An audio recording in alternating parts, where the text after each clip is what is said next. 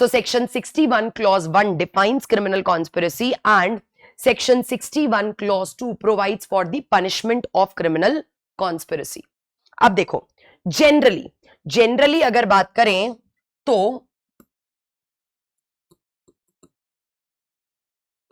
Criminal conspiracy हम पढ़ रहे हैं. So generally when we talk about what is conspiracy, so conspiracy word आप BNS में तो पढ़ते ही हो साथ साथ में. Conspiracy is also a civil wrong, a tort under law of tort. Conspiracy जो crime के फॉर्म में पढ़ते हैं that is known as criminal conspiracy.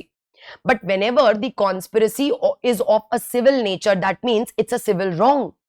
Then it is not a criminal conspiracy under BNS. Rather, it would be the tort of conspiracy under law of tort. तो conspiracy एक ऐसा wrong है जो offence के form में BNS में भी पढ़ा जाता है, उसको हम क्रिमिनल कॉन्स्पिरेसी बोलते हैं. जो सिविल रॉन्ग के फॉर्म में लॉ ऑफ टॉर्ट में भी पढ़ा जाता है, उसको हम टॉर्ट ऑफ कॉन्स्पिरेसी बोलते हैं. यहां पे हम जिस कॉन्स्पिरेसी की बात करेंगे that is a criminal natured conspiracy. That means the offence of criminal conspiracy.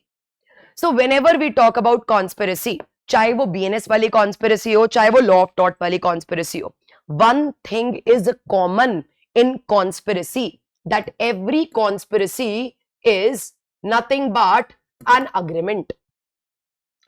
Criminal conspiracy हो या लॉ ऑफ टॉर्ट वाला कॉन्स्पिरेसी हो, कॉन्स्पिरेसी का मतलब ही होता है an agreement.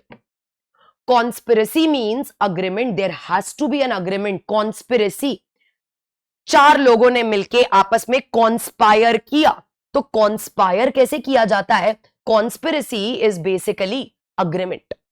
That means if A, B, C and D, मैंने यहां पे चार लोगों को एग्जाम्पल लिया है, बट जनरली किसी भी अग्रीमेंट को फॉर्म करने के लिए, फॉर एग्जाम्पल आप इंडियन कॉन्ट्रैक्ट एक्ट में अग्रीमेंट्स एंड कॉन्ट्रैक्ट्स के बारे में पढ़ते हो, तो इंडियन कॉन्ट्रैक्ट एक्ट के अकॉर्डिंग किसी भी कॉन्ट्रैक्ट को फॉर्म करने के लिए वी रिक्वायर 2 persons. तो यहां पे conspiracy is also an agreement. तो कॉन्स्पिरेसी के अग्रीमेंट को बनाने के लिए भी we require minimum 2 persons. 2 or more persons when they enter into an agreement, वो अग्रीमेंट अगर क्रिमिनल नेचर का है then it would be known as criminal conspiracy. So suppose A, B, C, D 2 or more हो गए. इन्होंने agree किया that they all agreed that they will cause death of X. A, B, C, D, that means 2 or more persons agreed. That means there was an agreement.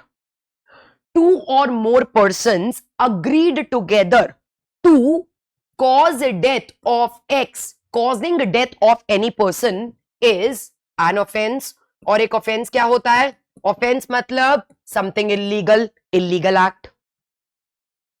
So the basic meaning of criminal conspiracy is when 2 or more persons they enter into an agreement to do an offense or to do something illegal, then that agreement is not an ordinary agreement. That agreement is known as criminal conspiracy.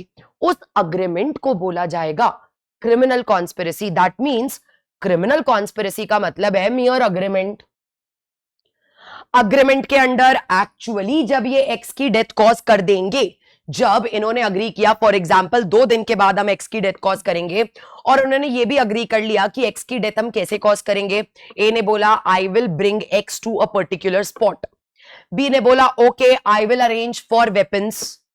सी ने बोला okay I will guard, मैं देखूंगा क्या क्या करना है. D ने बोला ओके हम फाइनली फिर मिलके उसको स्टैप कर देंगे. सो बेसिकली इन्होंने अपनी अपनी रोल्स एंड रिस्पॉन्सिबिलिटीज डिसाइड की, एक अग्रीमेंट किया आपस में, जहां इन्होंने अग्री किया कि हम ये करके 2 दिन के बाद, 1 दिन के बाद या कल हम क्या करेंगे, एक्स की डेथ कॉज करेंगे. Now here if after 2 days they actually cause X's death, तो वो एक्चुअल कॉजेशन ऑफ डेथ तो ऑफेंस ऑफ मर्डर या ऑफेंस ऑफ कल्पेबल होमिसाइड हो जाएगा.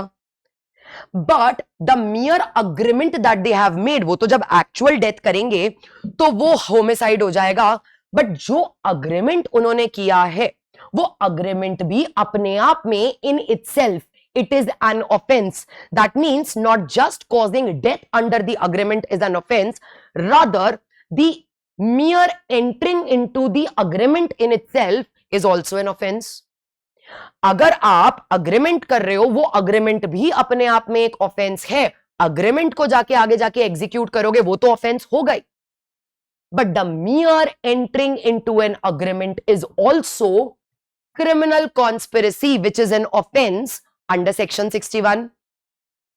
And because यहां पे mere agreement is the criminal conspiracy, इसीलिए एक बहुत ही फेमस स्टेटमेंट है और इसी स्टेटमेंट पे बेस मैं आपको आंसर भी डिक्टेट करवाऊंगी अभी थोड़ी सी देर में क्रिमिनल कॉन्स्पिरेसी का टॉपिक कंप्लीट करके. द स्टेटमेंट इज, क्या बोला जाता है, mere agreement is the gist of criminal conspiracy. बोला जाता है that mere agreement is the gist of criminal conspiracy. कि criminal conspiracy में ये जरूरत नहीं है that you have to execute the agreement also. Merely if you have entered into an agreement, the agreement is not an ordinary agreement, the agreement is to do something illegal. Her agreement conspiracy नहीं हो सकता ना, क्योंकि generally हम Indian contract act में क्या पढ़ते हैं, whenever the agreement is enforceable by law, then that agreement is a valid contract. But whenever the agreement is of unlawful nature, अगर अग्रीमेंट अपने आप में इलीगल है, अग्रीमेंट में जो एक्ट करने के लिए आपने अग्री किया है, that act in itself is an illegal act, then it can never be a valid contract because an illegal act is not enforceable by law. Agreement according to Indian Contract Act, contract में convert कब होता है, when it is enforceable by law. Enforceable by law means legal तो होना चाहिए, but whenever the agreement is to do an act which is illegal in itself, then it will be a mere criminal conspiracy. वो कभी valid contract नहीं होगा. उस agreement को बोला जाता है that it is a criminal conspiracy wherein two or more persons they have agreed to do something illegal. And agreed का मतलब है there has to be an agreement between them, क्योंकि आगे जाके उस agreement को ही बोला जाता है that it is the gist of criminal conspiracy. That means mere agreement is the key element of criminal conspiracy. Execution of agreement is not required. Merely entering into an agreement, जैसे मैंने पहले भी example दिया कि उन्होंने agreement तो कर लिया, अग्रीमेंट किया 2 दिन के बाद एक्स की डेथ कॉज करेंगे, बट अग्रीमेंट करने के बाद उनका अचानक से कंसाइंस जाग उठा और उन्होंने बोला नहीं नहीं ऐसे किसी की डेथ कॉज करना ठीक नहीं है, let's end it, let's not do it. They change their minds. That means they did not actually execute it. That means they will not be held liable for murder, but agreement तो किया ही है. That means still they will be liable, क्योंकि उन्होंने agreement किया है, they will be liable for criminal conspiracy but not for murder. So criminal conspiracy में agreement is the key element because it is the gist of criminal conspiracy. आगे आपने क्या किया नहीं किया उससे आगे की लायबिलिटी डिसाइड होगी, बट अगर आपने अग्रीमेंट कर लिया, कैसा, ऐसा अग्रीमेंट अगर आपने कर लिया, then at least you will be liable for criminal conspiracy, and that is the purpose of law. The purpose of law is to prevent the accused from taking an escape just because the final consequence is not created. But agreement तो किया ही है ना. आज उन्होंने agreement करके उन्होंने सोचा नहीं नहीं डेथ कॉज नहीं करते हैं, लेकिन आज अगर हमने उनको सिर्फ agreement के बेसिस पे पनिश नहीं किया, what if tomorrow they enter into another agreement and then they will be motivated कि चलो अब इस बार कमिटी कर देते हैं. So in order to prevent a bigger harm, inception stage पे ही उसको पनिश करना जरूरी है, and that is what is the role of criminal conspiracy being an inchoate offense.